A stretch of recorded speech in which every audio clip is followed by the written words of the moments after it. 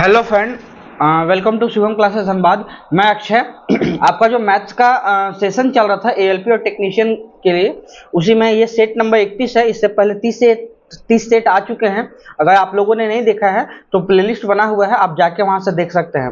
इसी सेशन को कंप्लीट करते हुए चलते हैं।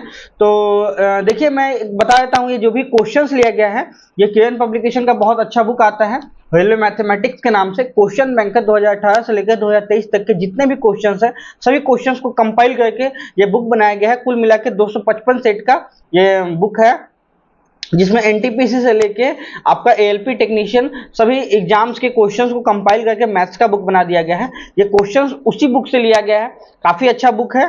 तो अगर आपको ये बुक लेना है तो आपके नजदीकी बुक स्टोर पे बुक अवेलेबल है, आप जाके वहां से ले सकते हैं। ऑनलाइन में भी अवेलेबल है, फ्लिपकार्ट, अमेजन, वहां से भी आप ले सकते हैं। इसका जो लिंक होगा बुक का, वो डिस्क्रिप्शन में पुट किया हुआ है। आप वहां से भी जाके डायरेक्टली इस बुक को ले सकते हैं। काफी अच्छा बुक है, बहुत अच्छे, एक ही बुक में सभी क्वेश्चंस का कंपाइलेशन है, तो आप ये ले सकते हैं। ठीक है, इसका जो भी वीडियो में चलेंगे तो वीडियो में इसका सॉल्यूशंस काफी अच्छा मिलेगा आपको इसी बुक के क्वेश्चंस का। जैसे डिजिटल सम, यूनिट डिजिट, ऑप्शंस का इस्तेमाल करके क्वेश्चन को कैसे सॉल्व करते हैं, कम टाइम पे कैसे सॉल्व करते हैं, एग्जाम में 1 घंटे में ही सॉल्व करना है, तो टाइम को देखते हुए हम लेके चलेंगे।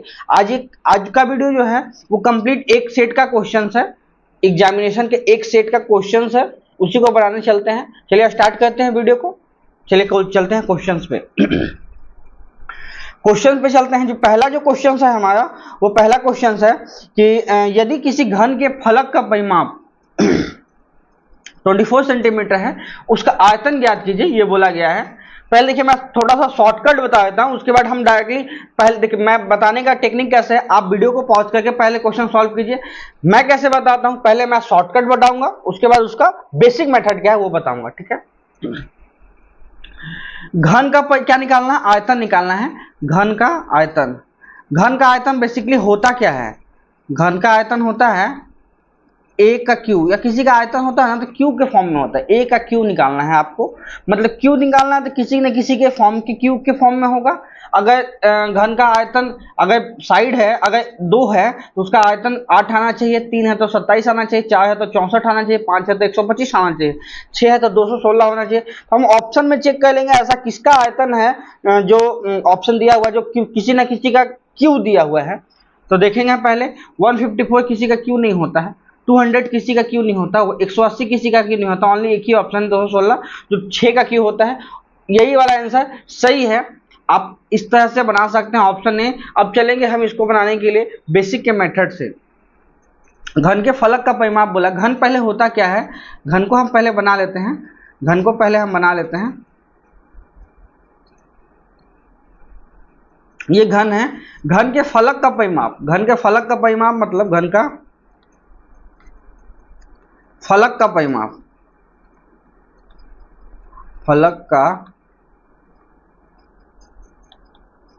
क्या होता है, घन के फलक का परिमाप होता है 4a, इसको लिखते हैं। ये जबकि ये दिया है 24, तो यहाँ से हम निकाल सकते हैं 4a।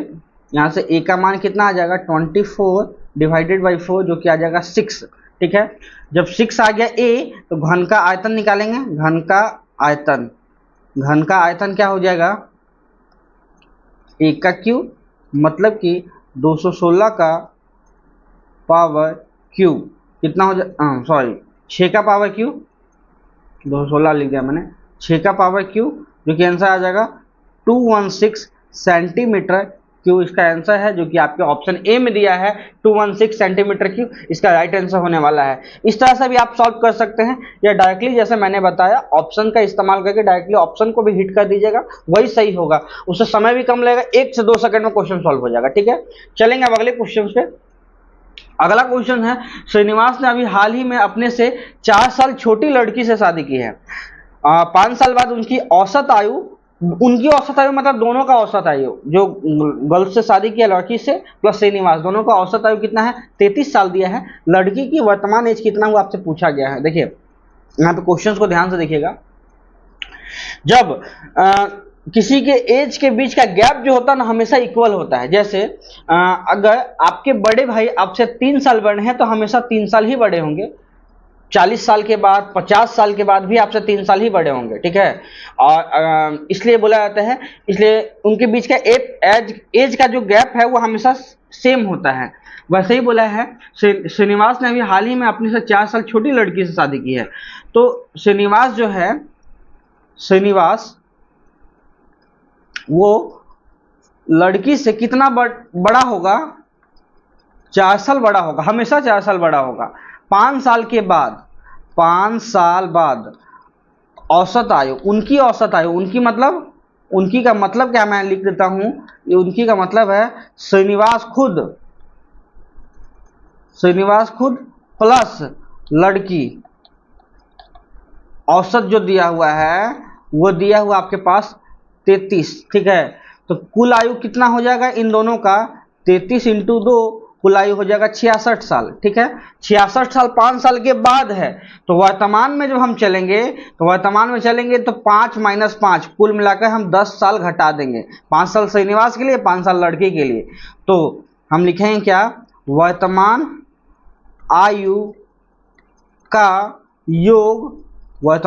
योग कितना हो जाएगा? 66 माइनस 10 साल कितना हो जाएगा? 56 साल हो जाएगा उनके प्रेजेंट एज का योग, ठीक है। अब आपसे बोला है वो उनसे कितना साल बड़ा है? 4 साल बड़ा है। सबसे बेसिक टेक्निक, इसमें से जितना बड़ा है उसको घटा दीजिए, कितना हो गया? 52 साल। आपस में बांट दीजिए इक्वल में, एक हम दे देंगे श्रीनिवास को, एक दे देंगे उस लड़की को, ठीक है। तो इक्वल बांटेंगे तो कितना हो जाएगा? 26 दूना 52, 26 दूना 52।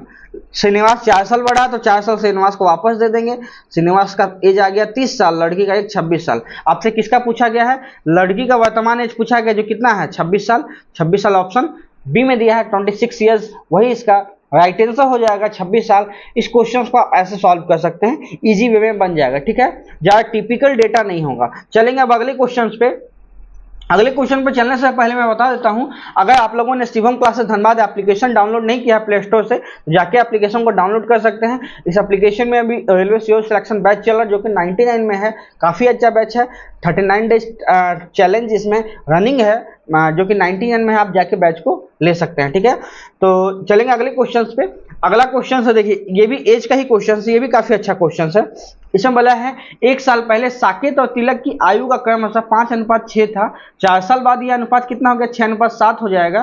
तो साकेत की वर्तमान एज कितनी हो, आपसे पूछा गया है। 1 साल पहले साकेत और तिलक का आयु का क्रम, ठीक है। 1 साल पहले क्या दिया है? साकेत है के साथ, कौन है भाई? साकेत के साथ तिलक है, साकेत के साथ तिलक है। इनके आयु का अनुपात कितना दिया है? 5:6। 1 साल पहले है ये। 4 साल के बाद, 4 साल के बाद क्या दिया है? इनके आयु का अनुपात 6:7 हो जाएगा, ठीक है।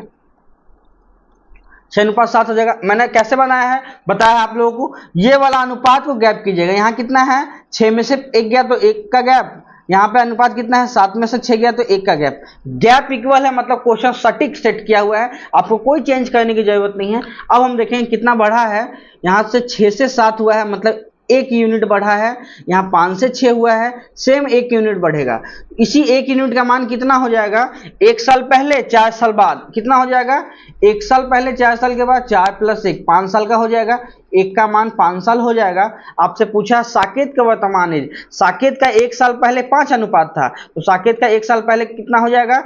25, 5 अनुपात का मान कितना हो जाएगा? 25 साल। 25 साल साकेत का 1 साल पहले हो जाएगा। तो वर्तमान में साकेत कितना हो जाएगा? वर्तमान में साकेत कितना हो जाएगा? 1 साल पहले 25 साल है, तो वर्तमान में 1 साल जोड़ देंगे, 26 साल का साकेत हो जाएगा। 26 साल साकेत का वर्तमान एज हो जाएगा। 26 साल कहाँ है? 26 साल ऑप्शन ए में दिया है, 26 ईयर्स, यही इसका राइट आंसर हो जाएगा। 26 साल का साकेत हो जाएगा, ये वाला इसका सही आंसर है, ठीक है। इस तरह से क्वेश्चन को बनाइएगा। चलेंगे अब अगले क्वेश्चन पे। अगला जो क्वेश्चन है वो बोला गया इनमें से कौन सा द्विघात समीकरण है, मतलब क्वाड्रेटिक इक्वेशन है, वो आपसे बोला गया। इसमें ऑप्शन को देखिएगा। क्वाड्रेटिक इक्वेशन का मतलब क्या होता है? पहले जैसे अभी देखिए डिस्प्ले पर जैसे मैं बोलता हूं उसको समझते चलिएगा। देखिए क्या क्या होता है। एक होता है लीनियर इक्वेशन। लीनियर इक्वेशन में x का पावर 1 होता है, ठीक है। फिर होता है क्वाड्रेटिक इक्वेशन। क्वाड्रेटिक इक्वेशन होता है x का पावर 2 होता है, उसके होता है त्रिघात समीकरण जिसको बोलते हैं थर्टिक इक्वेशन बोलते हैं, इसका x का पावर q होता है, ठीक है। उसके का पावर बनता है चौथा घात भी बनता है जिसका x का पावर 4 होता है, वैसे हम देखेंगे। बट क्वाड्रेटिक इक्वेशन में कितना होता है, x का पावर 2 होता है। किसमें x का पावर 2 है, x का पावर मतलब कोई भी कोफिशिएंट का पावर 2, ऐसा नहीं है कि x का ही टर्म, कोई भी कोफिशिएंट का पावर 2 होना चाहिए। यहाँ पे कोफिशिएंट क्या है, b है, b का पावर सभी जगह 1 है, ये तो पॉसिबल नहीं है। यहाँ देखेंगे, यहाँ x का सबसे मैक्सिमम पावर कितना 2 है, ये हो सकता है। अगला देखेंगे यहाँ पे क्या है कोफिशिएंट, यहाँ कोई भी कोफिशिएंट हो सकता है। मैक्सिमम पावर किसका है, 3 है जो कि q का है, तो त्रिघात समीकरण होगा, ये तो होगा ही नहीं। यहाँ आधा है, ये भी होगा नहीं। ऑप्शन आपके पास बी बचा, ऑप्शन बी कहाँ है, 4 में है ऑप्शन बी, यही इसका राइट आंसर हो जाएगा। द्विघात समीकरण कौन सा है, ऑप्शन बी है जो द्विघात समीकरण है, वो आप इसको डायरेक्टली ऑप्शन से जांच करके बना सकते हैं, ठीक है, कि कहीं चीजों में दिक्कत नहीं होगा। चलेंगे अब अगले क्वेश्चन पे। अगला जो क्वेश्चन वो आपसे बोला गया है 36 सेंटीमीटर को किलोमीटर में चेंज करना है। यहाँ यूनिट कन्वर्जन दिया है, 36 सेंटीमीटर किलोमीटर में चेंज करना, कैसे चेंज करेंगे, देखिए 1 मीटर में कितना होता है, 100 सेंटीमीटर, ठीक है। तो इसको हम ऐसे लिख सकते हैं 100 सेंटीमीटर को 1 मीटर, ठीक है। इसके साथ और क्या होता है, 1000 मीटर में 1 किलोमीटर होता है। उसी को हम चेंज करेंगे 36 सेंटीमीटर, 36 सेंटीमीटर कितना मीटर होगा भाई, 36 सेंटीमीटर में 100 से डिवाइड कर देंगे, इतना मीटर। उसके बाद 1000 से डिवाइड कर देंगे तो किलोमीटर में आ जाएगा। आपका क्या निकला फाइनली, 36, 10 का पावर कितना हुआ 5, मतलब कि 5 अंक के बाद शून्य लगा देंगे। 2 तो पहले से है, 3 6, 3 हो गया 1 अंक, 6 हो गया 1 अंक, 2 अंक तो पहले से है, तो 3 तो शून्य और लेना होगा, तो टोटल 5 हो जाएगा, 1 2 3, बाकी 2 अंक तो मेरे पास पहले से है, 5 अंक के बाद पॉइंट लगा देंगे, कितना हो गया, इतना किलोमीटर। कहाँ पे दिया है, 000 3 6, कहाँ दिया, ऑप्शन सी में दिया हुआ है, यही इसका राइट आंसर हो जाएगा। देखिए ये भी हो सकता है, लेकिन ये किसमें 36 की जगह 63 डेटा चेंज किया, बट ऐसा होगा नहीं, इसलिए ये आंसर नहीं हो सकता है। यहाँ पे 5 अंक के बाद पॉइंट लगेगा और 3 6 सेम नंबर का उतर जाएगा, ठीक है। चलेंगे अब अगले क्वेश्चन पे। ये भी अच्छा क्वेश्चन है, देखिएगा बेस्ट क्वेश्चन है ये। एक्स और वाई सोने और प्लेटिनम की 2 मिश्र धातुएं हैं, जो इन धातुओं को क्रमशः 5:2 और 5:7 के अनुपात में मिलाकर तैयार की गई है। यदि हम इस मिश्र धातुओं की समान मात्राओं को पिघलाकर एक नई धातु जेड बनाते हैं, तो जेड में सोना और प्लेटिनम की मात्रा का अनुपात क्या होगा, आपसे पूछा गया है, ठीक है। बोला है एक्स है और वाई है। एक्स में क्या है, गोल्ड के साथ प्लेटिनम है जो कि 5:2 में है। वाई में भी क्या है, गोल्ड के साथ प्लेटिनम है जो कि 5:7 में है। आपको क्या बोला है कि देखिए यहाँ पे देखने वाली बात है, इक्वल मात्रा में निकालते हैं, समान। समान का मतलब इक्वल क्वांटिटी, मतलब कि एक्स से भी हम उतना ही निकालें, वाई से भी उतना ही निकालें। अगर एक्स से 5 लीटर निकालने हैं तो वाई से भी 5 लीटर निकालना है, क्वांटिटी इक्वल निकाल के जेड है, एक बिकर कंटेनर है जेड, उसमें डाल देते हैं, तो बताना है कि गोल्ड कितना हो जाएगा और प्लेटिनम कितना हो जाएगा। जब किसी भी चीजों को इक्वल, यहाँ पे इक्वल जो दिया है ना समान, इन चीजों पे ध्यान देंगे। इक्वल जब बोला है तो हम क्या कहेंगे, इन संख्याओं को इक्वल करते हैं। इनका कितना है, 5 + 2 कितना होता है, सम 7 होता है। यहाँ पे कितना होता है, 5 + 7 सम कितना होता है, 12 होता है। हम किसी क्वांटिटी को इक्वल कर देंगे तो इन टर्म को किससे मल्टीप्लाई करेंगे, 12 से मल्टीप्लाई करेंगे, इन टर्म को मल्टीप्लाई कर देंगे 7 से। अब हम देखेंगे क्या आ जाएगा, यहाँ पे देखेंगे, यहाँ पे आ जाएगा 12 × 5 = 60 और 12 × 2 = 24, 24 आ गया। यहाँ पे देखेंगे कितना आ गया, 35 से 49 आ गया, ठीक है। जब जेड कंटेन में वापस जब डालेंगे तो क्या क्या अनुपात होगा, गोल्ड का प्लेटिनम से, गोल्ड गोल्ड के साथ चला जाएगा, प्लेटिनम प्लेटिनम के साथ चला जाएगा। तो गोल्ड कितना है, 60 + 35 गोल्ड है, प्लेटिनम कितना है 24 + 49, तो ये इसके साथ मिल जाएगा। तो यहाँ पे कितना हो जाएगा, 85 हो जाएगा, सॉरी 95 हो जाएगा।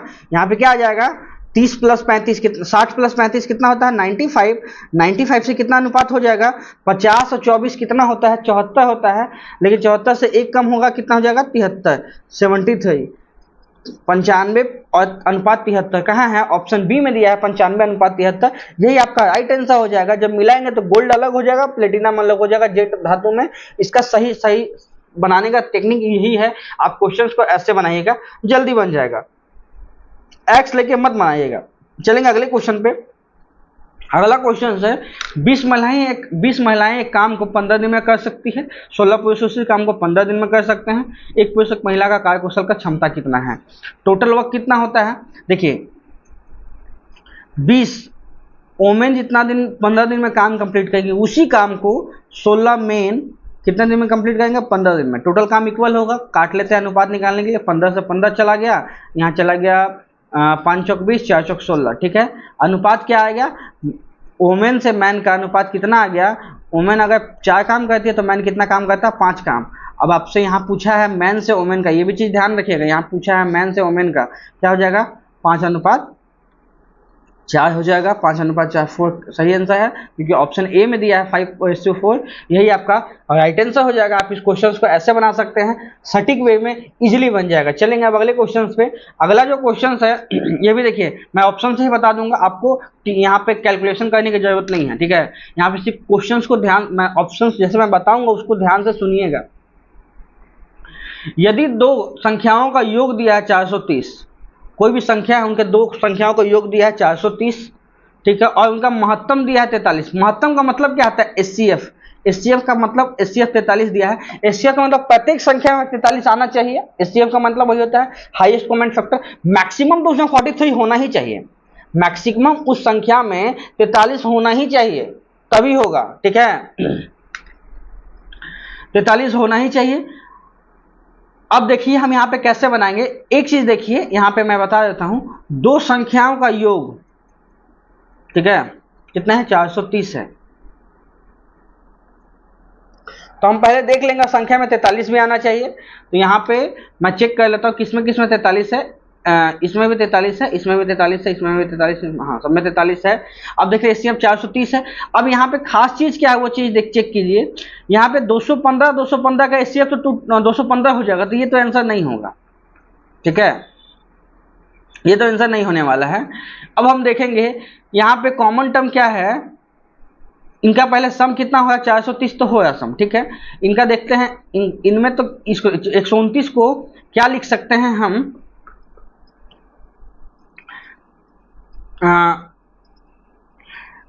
इसमें ये तो नहीं है, ठीक है, ये 43 के फॉर्म में दिया हुआ है। 129 को क्या लिख सकते हैं, 129 को लिख सकते हैं 43 इंटू 3, इसको लिख सकते हैं 43 इंटू कितना लिख सकते हैं, यहाँ हो गया आपका 8 ना, नहीं 7 21 आ जाएगा। 43 इंटू 7, इसको लिख सकते हैं 43 इंटू 2, और यहाँ पे लिख सकते हैं 43 इंटू, उसको कितना लिख सकते हैं 43 इंटू 8। ये तो आंसर नहीं होगा क्योंकि इसका एलसीएम ज़्यादा होता है, 86 आ जाता है एचसीएफ, ये तो होगा नहीं। तो यही वाला है, ऑप्शन डी आने वाला है, डी इसका राइट आंसर है। 43 इंटू 3 इंटू 43 इंटू 7, सिर्फ 43 कॉमन आएगा, बाकी तो ये अभाज्य संख्या, ये तो होगा नहीं, ऑप्शन डी इसका राइट आंसर हो जाएगा। चलेंगे अब अगले क्वेश्चन पे। अगला जो क्वेश्चन है वो बोला गया है एबीसीडी एक समांतर चतुर्भुज है जिसके दो विकर्ण दिया है एसी और बीडी प्रतिच्छेद करते हैं। आपसे x का मान पूछा गया है। समांतर चतुर्भुज का मैं थोड़ा सा प्रॉपर्टी बताऊंगा, ध्यान से सुनिएगा। समांतर चतुर्भुज क्या करती है ना, देखिए ये इसके समान है, ये इसके समान है, विकर्ण जो होती है वो समान होती है। अगर ये इसका इक्वल है, ये वाला इसका इक्वल है, ये इक्वल होता है, तो कहने का मतलब क्या है, AO का जो मान होगा वो OC का मान होगा, प्लस OD का जो मान होगा वही मान OB का होने वाला है। यहाँ पे जो दिया है उससे निकालते हैं, पहले OD OC इससे निकालते हैं। OD का मान कितना दिया है 3y, OB का मान कितना दिया है y प्लस 2। यहाँ से y का मान कितना निकालते हैं 2y इक्वल टू 2, 2 से 2 चला गया तो y का मान कितना आ गया 1 आ गया, y का मान 1 आ गया। अब इस इक्वेशन में देखते हैं AO का मान क्या दिया हुआ है x प्लस 3 दिया हुआ है, OC का मान 2x प्लस y है, y का मान पहले हम लोगों ने निकाला 1 है, तो यहाँ पे हम लिख देते हैं x प्लस 3, यहाँ पे क्या आ गया 2x प्लस 1, क्या आ जाएगा फाइनली आपके पास आ जाएगा 2x माइनस एक्स, यहाँ आ जाएगा 3 में से 1, यहाँ x का मान कितना आ जाएगा 2 आ जाएगा। x का मान 2 कहाँ है, ऑप्शन डी में है, x का मान 2, यही इसका राइट आंसर हो जाएगा। यहाँ पे x का मान जो है वो 2 है, ठीक है। अब इस क्वेश्चंस को ऐसे बना सकते हैं। चलेंगे अब अगले क्वेश्चंस को। अगले जो क्वेश्चंस है वो क्वेश्चंस दिया है हमारा x plus Y plus Z जो है उसका मान दिया है X Y plus Y Z plus Z X का मान दे दिया है। आपसे X square plus Y square plus Z square का मान पूछा गया है। इस क्वेश्चंस को हम डायरेक्टली बना सकते हैं फॉर्मूले से, जो कि होता है, क्या होता है, x plus Y plus Z इनका होल स्क्वायर जो है वो क्या होता है X square plus Y square plus Z square, plus दो को कॉमन ले लेंगे तो क्या बच जाएगा X Y plus Y Z plus Z X. यहां से भी आप बना सकते हैं, हम यहां से बनाते हैं तो क्या आने वाला है, दो मेथड में बता देता हूं। यहां पे क्या आ जाएगा 11 का स्क्वायर, ये वाला कंप्लीट टर्म है तो हम लिख देंगे x square plus Y square plus Z square plus दो x y y Z plus Z x कितना दिया है, कितना आ जाएगा, अब हम निकाल देंगे यहाँ पे X square plus Y square plus Z square, क्या आ जाएगा आपका 11 का स्क्वायर 121 माइनस 42 गुना 84 84, यहाँ 16 21 कितना होता है 37 होता है ना, 16 21 37 इसका राइट आंसर होगा जो कि ऑप्शन बी में दिया है 37। आप इसको ऐसे बना सकते हैं 37। एक मैं टेक्निक और बता देता हूँ, ध्यान से सुनिएगा, ठीक है। एक्स वाई जेड क्या होता है, उसको बोलते हैं कांस्टेंट, मतलब वेरिएबल भी बोला जाता है, ठीक है। यहाँ पे एक्स वाई जेड तीन वेरिएबल हैं, एक्स वाई जेड तीन वेरिएबल है, मैक्सिमम है। इक्वेशन कितना दिया है 1 2, दो इक्वेशन तीन वेरिएबल है, ऐसा नहीं होता, इक्वेशन दो होगा तो वेरिएबल भी दो होना चाहिए। यहाँ पे एक का मान को आप शून्य कर सकते हैं। हम इसको एक तरह से और कैसे बना सकते हैं, चलिए मैं थोड़ा सा बता देता हूँ, अगर आप लोग समझ पाते हैं तो ठीक है, नहीं समझ पाते हैं कोई इशू नहीं है, आगे क्वेश्चन मैं बताऊंगा तो रिपीट कर दूंगा। यहाँ तक तो बन गया। एक चीज न्यू टेक्निक है वो समझिएगा, एसएससी में जो फील होता है, एसएससी सीजीएल में जो इस्तेमाल किया जाता है।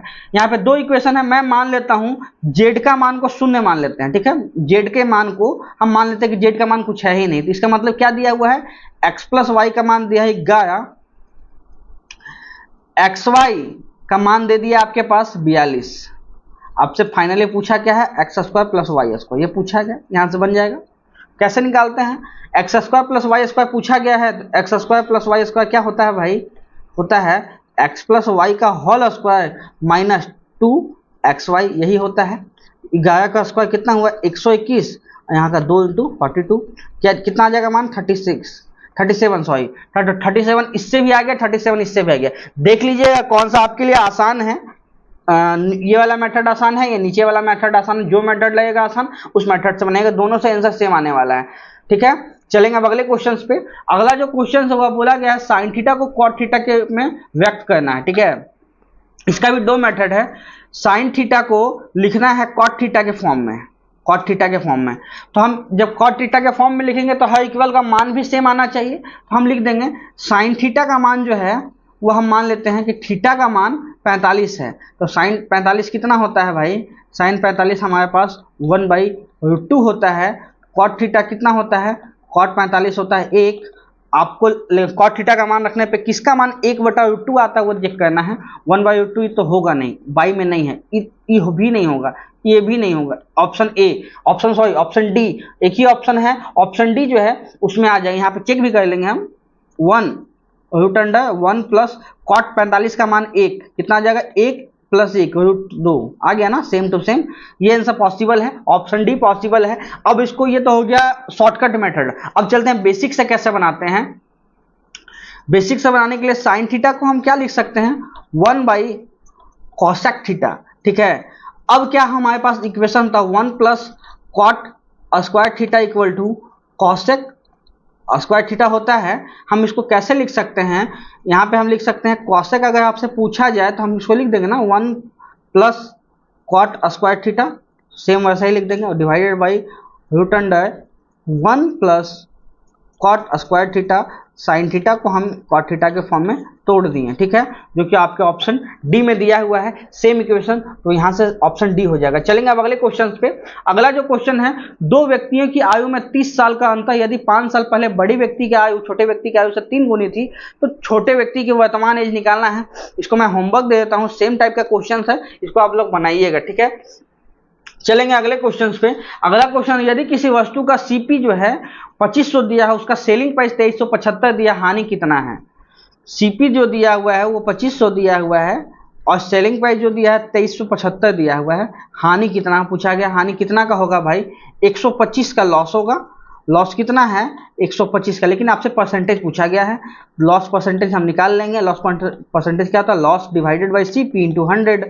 तो लॉस कितना हो गया, 125 का लॉस है, सीपी कितना है 2500 है, और 100 से मल्टीप्लाई करते हैं, 0 से 0 चला गया, 25 25 125, 5% का लॉस हो गया। आपका लॉस कितना है, 5% का, ऑप्शन ए में है 5% का लॉस है। ठीक है, चलेंगे अब अगले क्वेश्चन पे। अगला जो क्वेश्चन है वो दिया है पी और क्यू एक काम को 9 दिन में, पी 9 दिन में कंप्लीट कर सकता है, क्यू उसी काम को 12 दिन में कंप्लीट कर सकता है। ठीक है, टोटल काम कितना होगा भाई, टोटल काम हम निकाल देंगे 36 होगा। पी का इफिशियंसी कितना होगा, 9 चौक 36, यहाँ क्यू का इफिशियंसी 12 या 36, 3 आ गया।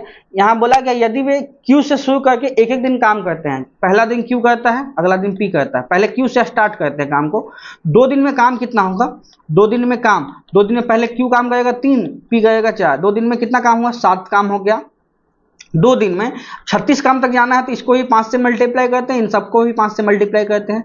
10 दिन में कितना काम हुआ भाई, 10 दिन में आपका हो गया 35 काम कंप्लीट हो गया। अगला कितना काम बचा, एक काम बचा। एक काम कौन करेगा, क्यू करने वाला है, क्यू करेगा 3 बटा इतने, इसको भी हम ऐसे लिख देंगे 1/3। कितना आ जाएगा, 10.1/3 दिन में काम समाप्त होगा। 10.1/3 कहाँ है, ऑप्शन डी में दिया है, 10.1/3 डेज, यही हमारा राइट आंसर हो जाएगा। आप इस क्वेश्चन को ऐसे बना सकते हैं। चलेंगे अब अगले क्वेश्चन पे। अगला जो क्वेश्चन है बोला है एबीसी में, एबीसी कोई ट्रायंगल है, ए है, यहां पे दिया है ए बी सी, ए का मान दिया है 40, बी का मान कितना दिया है 70। आपसे बोला है ए का बहुबाहु कोण, मतलब ए को जब हम आगे बढ़ाते हैं तो ये वाला कोण कितना हुआ आपसे पूछा गया है। देखिए ये वाला कोण कितना होता है, ये वाला कोण हमेशा इन दोनों का सम होता है।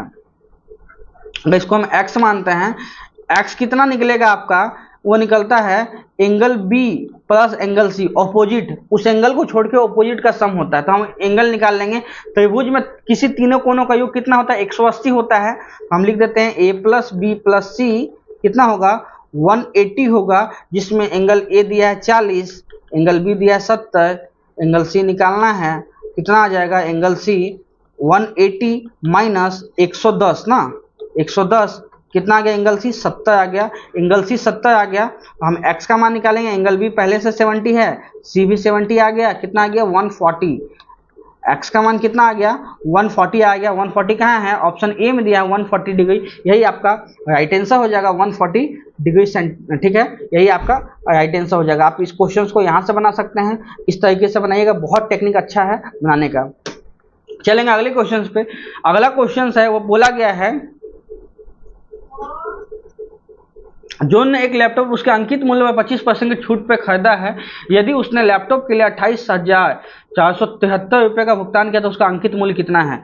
25% का डिस्काउंट पे खरीदा है। ठीक है, तो अंकित प्राइस, अंकित मूल्य अगर हमारा 100 है तो 25% का डिस्काउंट दे दिए हैं, 25% का डिस्काउंट दे दिए।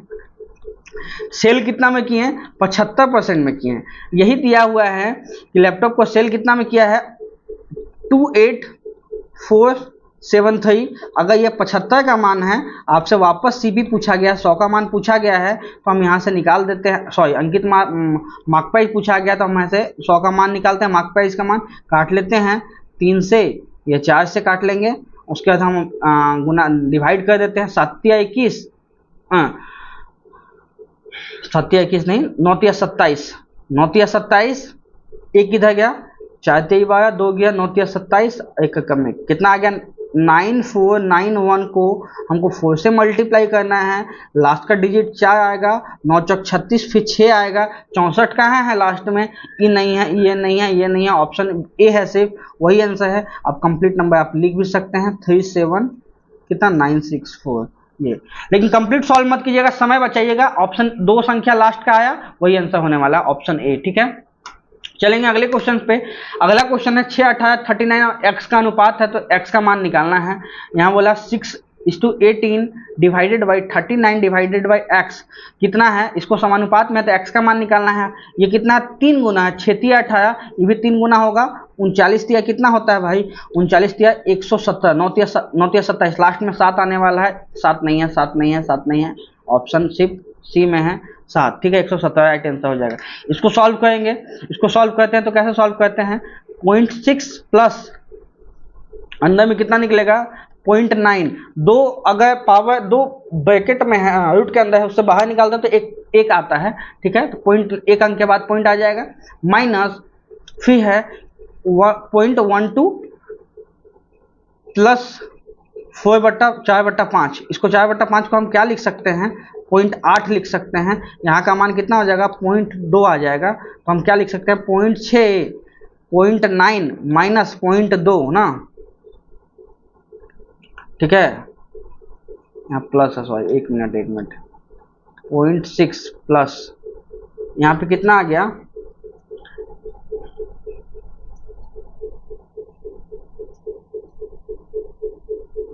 यहाँ पे आ जाएगा आपका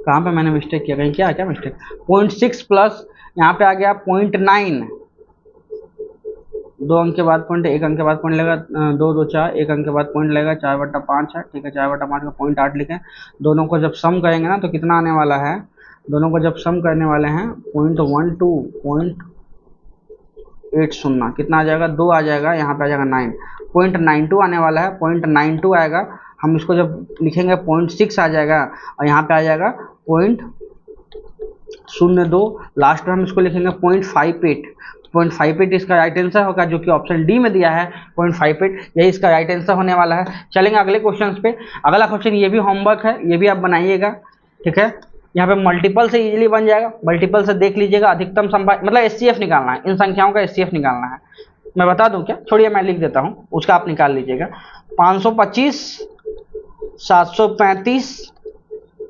490 इनका एलसीएम क्या होगा वो आपको बताना है। इसको बनाते हैं 27 divided by 3 minus 27 into 0 plus 1, यहाँ तो आ गया 9, यहाँ आ गया 0 प्लस 1, 9 प्लस 1 कितना होगा 10 आ गया, 10 कहाँ है ऑप्शन डी में दिया, सॉरी ऑप्शन सी में दिया 10, वही इसका राइट आंसर हो जाएगा।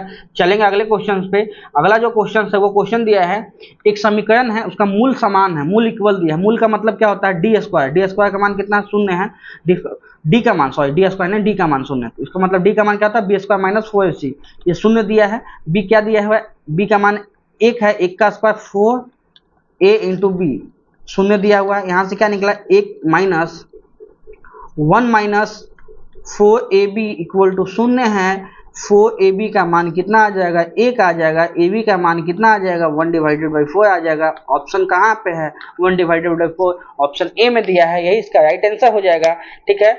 तो 2 होमवर्क था टोटल, वीडियो यहीं तक है, 2 होमवर्क था टोटल, बाकी मैंने क्वेश्चन सॉल्व करवा दिया है, टोटल 25 क्वेश्चन था, 25 क्वेश्चन में 23 क्वेश्चन सॉल्व करवाया, 2 क्वेश्चन होमवर्क दिया है, होप सो आपको पसंद आया होगा। ऐसे ही देखिए इसमें 2-3 मेथड बताना पड़ा, इसलिए थोड़ा समय लग गया, नहीं तो ये 10 मिनट 12 मिनट का क्वेश्चन था। आपको कैसा लगा कमेंट में बताइएगा, कैसा समझ में आया, जो इंपॉर्टेंट लगेगा उसको मार्क कीजिएगा, नोट कीजिएगा, ताकि नेक्स्ट टाइम में इस टाइप के क्वेश्चंस आए तो आपको दिक्कत ना हो। अगर आप किसी चीज़ में समय देती हैं तो कंप्लीट समय दीजिए, ताकि उस चीज़ों में आप अपना 100% ला सकें, ठीक है। वीडियो को यहीं तक रहने देते हैं, वीडियो को देखने के लिए धन्यवाद, थैंक यू।